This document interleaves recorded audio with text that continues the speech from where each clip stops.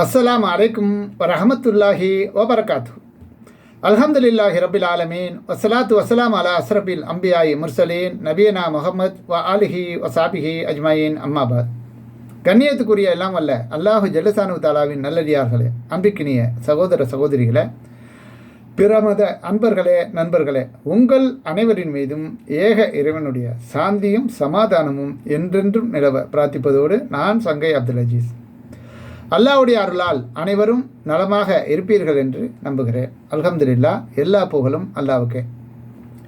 இது அக்கீதா, ஈமான் சம்பந்தமான அடிப்படை நம்பிக்கைகளை தொடராக நம்ம பார்த்து வருகிறோம். அந்த வரிசையில் இது பாகம் 33, முஸ்லீம்களிடம் உள்ள இணை வைப்பு காரியங்கள் பற்றி சிலவற்றை இந்த காணொலியில் பார்ப்போம். முஸ்லீம்கள் என தங்களை சொல்லிக் கொள்பவர்களிடம் உள்ள இணை வைப்பு காரியங்களை கொஞ்சம் கூடுதலாக நம்ம விளங்கி நம்ம சரியாக தெளிவாக புரிந்து வைத்திருந்தோமையானால் அதை போன்ற காரியங்களில் நாமோ நம்மளுடைய சந்ததிகளோ ஈடுபடாத அளவுக்கு நம்மளை நாம் பாதுகாத்து கொள்ள முடியும் என்பதற்காக இந்த காணொளி. தர்கா என்பது அதில் முதன்மையான ஒன்றாக உள்ளது. அதாவது இறந்தவர்களுக்காக அவர்களை பெரிய மகான் என்று நினைத்து கொண்டு, நல்லவர்கள் நாதாக்கள் அம்பியாக்கள் என்று நினைத்து கொண்டு அவர்களுக்காக ஒரு கட்டடத்தை கட்டுவதற்கு பெயர் தர்கா. தர்கா என்பதில் அதன் முதன்மையான ஒன்றாக முஸ்லீம்களிடத்தில் இருக்குது. அதை வைத்து ஏராளமான இணை வைப்புகள் அதன் பின்னணியில் நடந்து கொண்டு இருக்கு.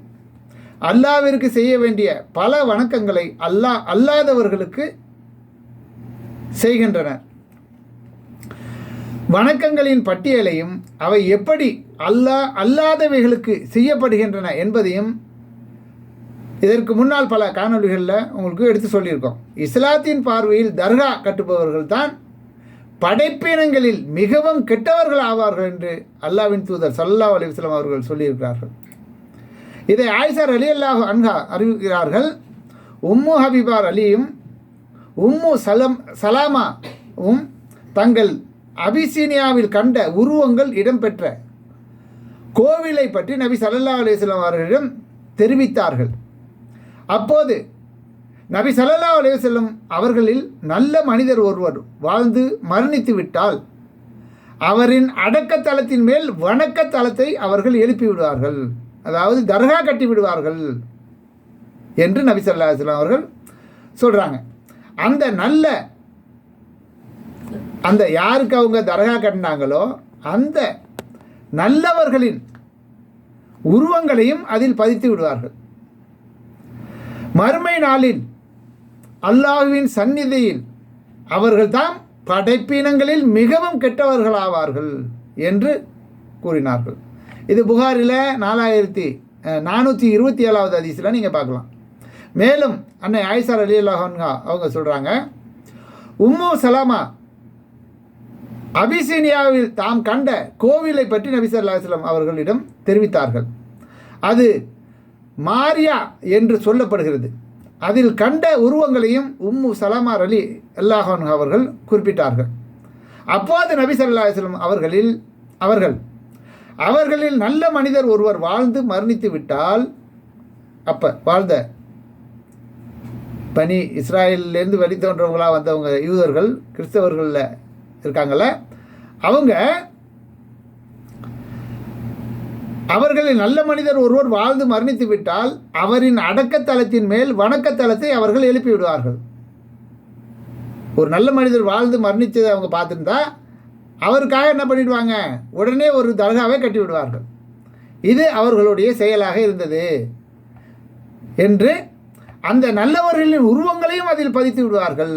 அல்லாஹ்வின் சன்னதியில் அவர்கள் தாம் படைப்பினங்களில் மிகவும் கெட்டவர்களாவார்கள் என்று கூறினார்கள். இதுவும் புகாரில் 434வது ஹதீஸாக இடம்பெற்றது.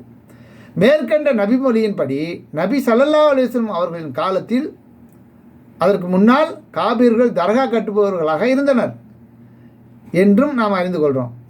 அந்த காபீர்களாவது நல்ல மனிதர்களுக்கு தர்கா கட்டினார்கள். ஆனால் நம் நாட்டில் யானை, குரங்கு, புலிக்கு, மனநோயாளிக்கு, இன்னும் மரம் மட்டை என எது எதுக்கோ எல்லாம் தர்கா கட்டியுள்ளார்கள். நிறைய பட்டியல் போடலாம். அவர்களே படைப்பினங்களில் மிகவும் கெட்டவர்கள் என்றால் அப்போ இவர்கள் நீங்களே முடிவு பண்ணிக்கணும். மேலும் ஒரு இஸ்லாமிய நாடாக இருந்தால் ஏற்கனவே கட்டப்பட்ட தர்காக்கள் இடிப்பது தான் மார்க்க சட்டமாகும். எப்படி? அபுல் ஹையாஜ் அல் அசதி ரஹமத்துல்லாஹி அவர்கள் கூறுகிறார்கள், அலி பின் அபுதாலிப் ரலியல்லாஹு அவர்கள் என்னிடம் அல்லாஹ்வின் தூதர் ஸல்லல்லாஹு அலைஹி வஸல்லம் அவர்கள் எந்த பணிக்காக என்னை அனுப்பி வைத்தார்களோ அந்த பணிக்காக நான் உம்மை அனுப்புகிறேன். அலி ரலியல்லாஹு அவருடைய ஆட்சி காலத்தில் அவங்க மன்னராக இருக்கும்போது இவருக்கு சொல்லி அனுப்புகிறாங்க. நபி ஸல்லல்லாஹு அலைஹி வஸல்லம் அவர்கள் முன்னாடி என்ன இந்த பணிக்கு அனுப்புனாங்க, எங்கெல்லாம் பூமிக்கு மேலே தர்கா உயர்ந்திருக்குதோ, அதாவது கபர்கள் உயர்ந்திருக்குதோ அதையெல்லாம் தரமட்டமாக்க ஆகாமல் விடாது, அதான் உன்னுடைய பணின்னு என்ன நியமித்தாங்க.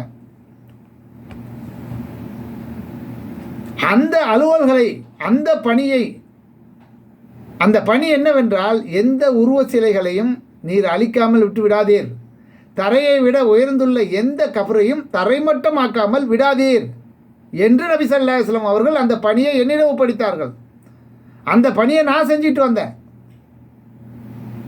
அப்படின்னு சொல்லிட்டு, அந்த பணியை நான் உங்ககிட்ட ஒப்படைக்கிறேன், அவைகளை நீ பார்த்துக்கோ அப்படின்னு சொல்லி இந்த ஹதீஸ் 3 அறிவிப்பாளர்கள் தொடராக வந்துள்ளது. மேற்கண்ட ஹதீஸ் அலி பின் அபுதாலிப் ரலியல்லாஹு அன்ஹு அவர்களிடமிருந்து மற்றொரு அறிவிப்பாளர் தொடராகவும் வந்துள்ளது.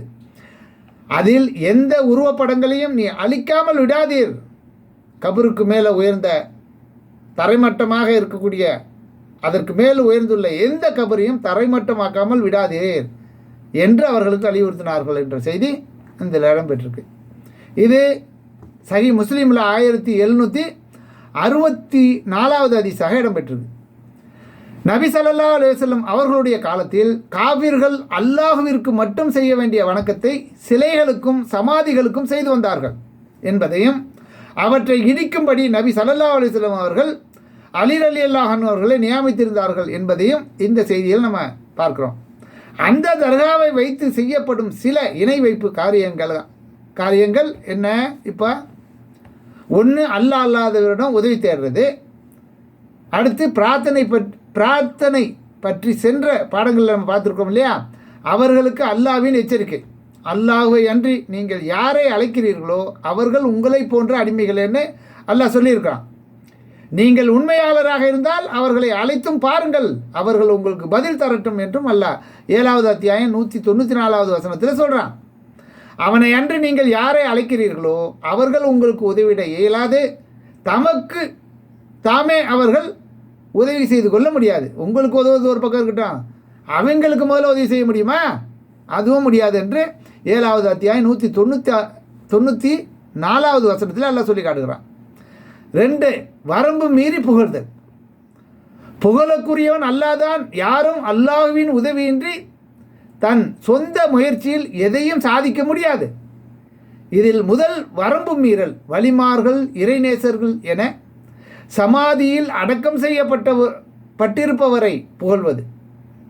அவரை அல்லாஹ் நேசிக்கிறான் என்பதை இவர்கள் எப்படி அறிந்து கொண்டார்கள்? இஸ்லாத்தின் பார்வையில் நபிமார்கள் மற்றும் சுவர்க்கம் குறித்து நற்செய்தி சொல்லப்பட்டவர்களை தவிர யாரையும் இறைநேசர் என்று நாம் சொல்லக்கூடாது. மதினாவுக்கு வந்த முஹாஜிர்களில் யார் எவர் வீட்டில் தங்குவது என்பதை அறிய சீட்டு குலுக்கி போட்டு கொண்டிருந்த போது உஸ்மான் பின் மல்ஊன் ரலியல்லாஹு அன்ஹு அவர்கள் எங்கள் வீட்டில் தங்குவது என முடிவானது. அதன்படி அவரை எங்கள் வீட்டில் தங்க வைத்தோம். பிறகு அவர் நோயுற்று மரணம் அடைந்தார். அவரது உடல் நீரோட்டப்பட்டு அவரது ஆடையிலேயே கபனிடப்பட்டதும் நபிகள் நாயகம் ஸல்லல்லாஹு அலைஹி வஸல்லம் அவர்கள் அங்கு வந்தார்கள். நான் உஸ்மானை நோக்கி, சைபின் தந்தையே, உம் மீது இறையருள் உண்டாகட்டும், அல்லாஹ் உம்மை கண்ணியப்படுத்தி உள்ளான் என்பதற்கு நான் சாட்சியம் கூறுகிறேன் என்று கூறினேன். உடனே நபிகள் நாயகம் ஸல்லல்லாஹு அலைஹி வஸல்லம் அவர்கள் அவரை அல்லாஹ் கண்ணியப்படுத்தியுள்ளான் என்பது உனக்கு எப்படி தெரியும் என்று கேட்டார்கள். பார்த்தீங்களா, நபி ஸல்லல்லாஹு அலைஹி வஸல்லம் அவர்களுக்கு முன்னால் ஒருத்தர் அளவுக்கு மீறி புகழ்கிறாங்க, அது எப்படிப்பா உனக்கு தெரியும் அப்படின்னு அல்லாஹ்வின் தூதர் கேட்குறாங்க. அல்லாவின் தூதரே, என் தந்தை உங்களுக்கு அர்ப்பணமாகட்டும். இதை அல்லாஹ் மரியாதைக்குரிய சொல்லாக நபி ஸல்லல்லாஹு அலைஹி வஸல்லம் அவர்களுக்கு யூஸ் பண்ணுவாங்க. அல்லாவின் தூதரே, என் தந்தை உங்களுக்கு அர்ப்பணமாகட்டும். பின் யாரை தான் அல்லாஹ் கண்ணியப்படுத்துவான்? இவரை கண்ணியப்படுத்தாட்டி வேறு யாரை தான் அல்லாஹ் கண்ணியப்படுத்துவான் என்று நான் கேட்டேன். அதற்கு நபிகள் நாயகம் ஸல்லல்லாஹு அலைஹி வஸல்லம் அவர்கள், இவர் இறந்து விட்டார். எனவே அல்லாவின் மீது ஆணையாக இவர் விஷயத்தில் நன்மையே நானும் விரும்புகிறேன். ஆயினும் நான் அல்லாவின் தூதராக இருந்தும் எனது நிலைமை நாளை என்னவாகும் என்பது எனக்கு தெரியாது என்று கூறினார்கள். அல்லாவின் மீது ஆணையாக அதற்கு பிறகு நான் யார் விஷயத்திலும் அவ்வாறு பாராட்டி கூறியதே இல்லை என்று உஸ்மான் பின் மதூன் ரலியல்லாஹு அன்ஹு அவர்கள் சொல்கிறார்கள். இது புகாரில் 1243வது ஹதீஸாக இடம்பெற்றது. உஸ்மான் பின் மல்ஊன் ரலியல்லாஹு அவர்கள் மிக நல்லவராகவும் வணக்கசாலியாகவும் வாழ்ந்தார்கள். எல்லாவற்றுக்கும் மேலாக அல்லாவின் பாதையில் ஹிஜ்ரத் எனும் தியாக பயணத்தையும் மேற்கொண்டவர்கள்.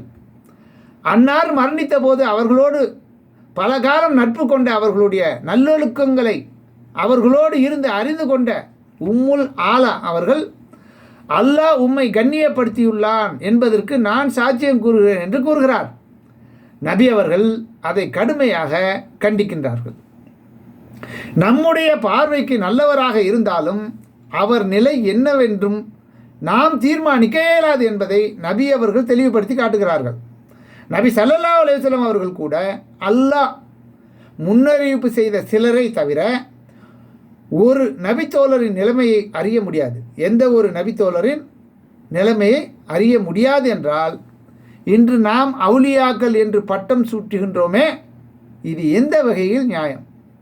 இது எந்த வகையில் சரியானது என்பதை அன்புக்குரிய இஸ்லாமிய மக்களே, சகோதர சகோதரிகளே, நியாய உணர்வோடு அல்லாவை முன்னிறுத்தி சிந்தித்து பாருங்கள்.